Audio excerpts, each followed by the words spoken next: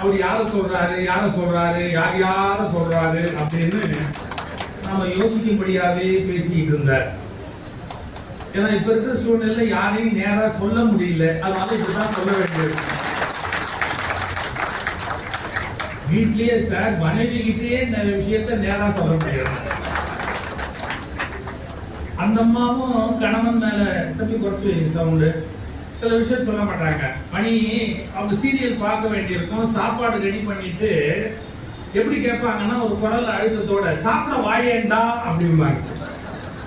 அதாவது மகனை தான் கூப்பிடுறாங்க அப்படின்னு நம்ப கூடாது.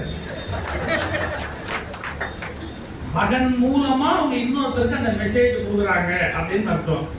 சில அசட்டு ஹஸ்பண்ட் கேட்பான் எனியுமா அப்படின்னா அவங்க தனியா சொல்லுவாங்களா அப்படின்பாங்க. அது மாதிரி அவரு கூடகமா ஒரு விஷயத்த சொல்லிட்டே இருந்தாரு. அது எதுக்கு அவர் சின்ன பையன் பயப்படுறாரா இல்ல அவருக்கு எதிர்காலம் வேணும், நாங்கெல்லாம் நரசிகிச்சு எல்லாம் ரெடி ஆயிட்டோம், அதனால நான் உண்மை உடைச்சே சொல்றேன். அதாவது ஒரு நாட்டில் அவனுடைய மொழியை அழிக்கிற முயற்சியை விட அயோக்கிய